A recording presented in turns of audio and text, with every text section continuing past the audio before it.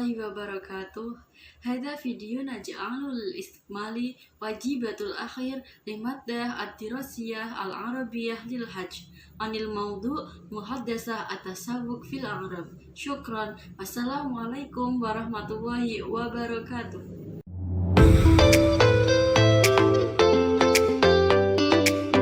Menjelaskan tentang pemandu haji atau umroh yang disebut dengan mutawif. Jika kita berbicara mengenai ibadah haji atau umroh, maka ada satu pekerjaan yang berkaitan dengan rukun Islam ini, yaitu mutawif.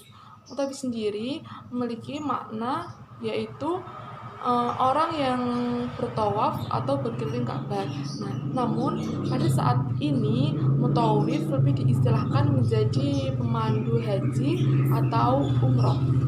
Di tengah-tengah semakin boomingnya ibadah haji atau umroh di Indonesia, maka mutawif sangat diperlukan atau yang disebut dengan taruqih. Jadi, mutawif memiliki peran yang begitu penting untuk menunjang pancaran ibadah di tanah suci. Adapun tugas-tugas dari seorang mutawif diantaranya yang pertama, mengantar jamaah untuk menunjukkan lokasi ibadah. Jadi, dengan adanya mutawif, maka dapat membantu jamaah untuk menemukan lokasi ibadah agar jamaah tadi tidak tersesat. Yang kedua, memberikan panduan dan bimbingan pelaksanaan ibadah haji atau umroh. Demi kelancaran ibadah haji, maka diperlukan adanya seorang mutawif. Yang ketiga, mengantarkan jamaah ke pusat perbelanjaan. Jadi, mutawif juga bertugas untuk mengantarkan para jamaah ke pusat daerah perbelanjaan sehingga para jamaah dapat memilih oleh-oleh yang akan dibawa pulang nantinya. Yang keempat, membantu jamaah yang tersesat. Jadi jika ada jamaah yang tersesat, maka mutawif juga membantu jamaah tersebut untuk menemukan rombongannya. Yang kelima, membantu penyelesaian masalah jamaah yang terjadi selama di tanah suci. Jadi jika terdapat masalah, maka mutawif juga bertugas untuk menyelesaikan masalah tersebut. Yang keenam, menceritakan kisah tentang para nabi dan rasul. Hal ini dilakukan agar para jamaah tidak bosan dan juga dapat mengambil hikmah dari kisah tersebut. Yang ketujuh, memberikan informasi tentang bahasa dan budaya Arab. Mutawif juga memberikan penjelasan mengenai penunjuk arah atau apapun yang menggunakan bahasa Arab kepada para jamaah dan juga menceritakan tentang budaya Arab sehingga para jamaah terhindar dari hal-hal yang bertentangan dengan adat budaya Arab atau norma-norma Arab. Yang kedelapan, mengajarkan hal-hal yang praktis. Contohnya itu seperti mengajarkan hal-hal yang praktis yang digunakan dalam sehari-hari menggunakan bahasa Arab.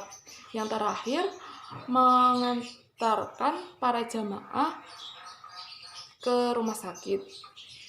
Jadi jika ada jamaah yang sakit, maka mutawif juga mengantar jamaah tersebut ke rumah sakit untuk mendapatkan pengobatan.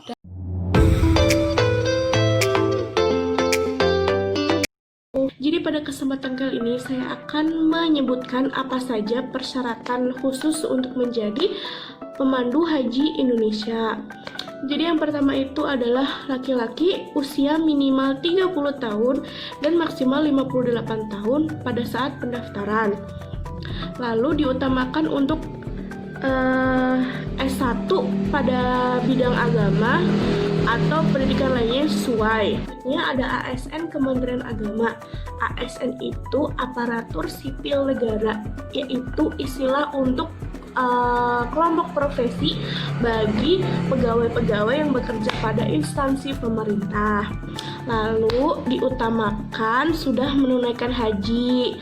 Selanjutnya memiliki kemampuan manajerial,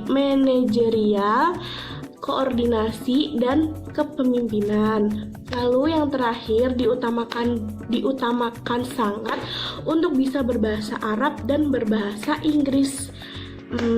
Oke, jadi itu tadi apa saja persyaratan khusus untuk menjadi pemandu haji Indonesia. Terima kasih.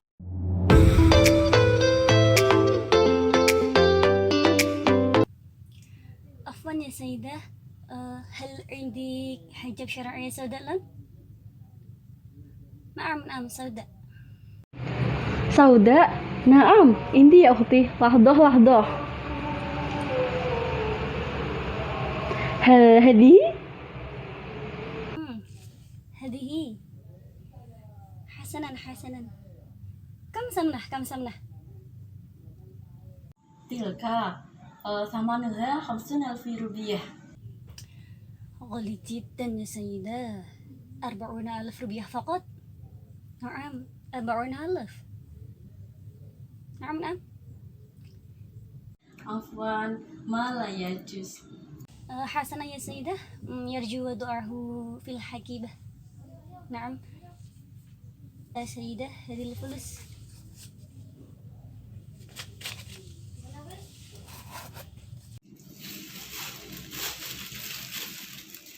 Syukran ya Huti. Syukran ya Sayyidah. Baik, yang terakhir yaitu ada 3 adat istiadat bangsa Saudi Arabia. Yang pertama yaitu orang Arab Saudi itu suka basa-basi atau sering disebut dengan budaya mujamalah. Jadi orang Arab itu tidak suka berbicara secara to the point. Nah, berbeda dengan budaya Barat yang selalu berbicara secara langsung. Untuk menyamakan maksud aslinya itu, orang Arab akan berbicara banyak atau basa-basi terlebih dahulu. Nah, untuk bertanya kabar pada saudara pun tidak cukup dengan sekali ungkapan, tetapi berulang-ulang. Yaitu orang Arab itu berwatak keras. Ya, memang betul. Orang Arab memang berwatak keras. Jadi dilihat dari dari kehidupan orang Arab itu kan hidup di padang pasir ya. Padang pasir kan terkenal dengan kehidupan yang sedikit ganas lah. Kalau panas ya panas banget, kalau dingin ya dingin banget. Contohnya itu seperti kayak orang-orang pantai, orang-orang pesisir. Biasanya orang pesisir itu cenderung suka berkata-kata keras dibandingkan dengan orang-orang yang tinggal di pegunungan. Kalau orang-orang yang tinggal di pegunungan biasanya kan lembut biasanya, sopan-sopan, kayak Yogyakarta yang tinggal di gunung, kayak orang Muria di Kudus, seperti itu. Kayak itu lembut-lembut bahasanya. Kalau orang Arab itu kan tinggal di gurun pasir ya, pesisir gitu. Ya nggak pesisir tapi di gurun pasir lah intinya. Di sana itu kan gersang, panas. Terus di sana itu makanan itu kan dari daging onta, daging kambing dan lain-lain. Jadi kalau kita pergi haji itu jangan salah sangka bila ada seorang aparat gitu memeriksa paspor kita dengan hati yang keras. Bukan kok dia itu marah atau mengajak berantem, tapi memang wataknya itu seperti itu. Jadi dia keras juga biar disiplin gitu, biar memang itu tujuannya untuk memeriksa paspor, bukan kok untuk ajak berantem gitu. Ya kadang memang banyak yang salah memahami jika mereka berkata keras itu dikatakan bahwa mereka itu ingin berantem. Enggak, sebenarnya enggak, memang watak mereka itu keras. Ya kalau mereka senang ya keras, kalau marah ya juga keras. Jadi ya sedikit sulit untuk membedakan, tapi ya memang mereka itu keras. Dan juga lagi mereka itu keras dalam hal kebaikan juga. Misalnya ada sesuatu yang jelas-jelas melanggar agama gitu, mereka ya sangat keras menyuarakan bahwa itu salah. Jadi sedikit keras kepala seperti itulah. Ya seperti itu orang Arab. Tapi ada juga yang rendah hati, baik, maksudnya sopan ya ada. Cuman kebanyakan mereka itu keras-keras. Yang nomor 3 yaitu ekspresi bahasa tubuh orang Arab. Nah, jadi orang Arab itu akan mengunjukkan jari-jari tangannya menghadap ke atas sebagai pengganti kata tolong pak. Nah, budaya lainnya yaitu akan saling merangkul seraya mencium pipi ketika berjumpa dengan kerabatnya. Walaupun sesama jenis, orang-orang Arab lazim menunjukkan kedekatan mereka. Jadi, jangan kaget ya jika melihat orang pria Arab memeluk tubuh pria lainnya. Hal ini bukan karena mereka gay, melainkan mereka saling menghormati satu sama lain.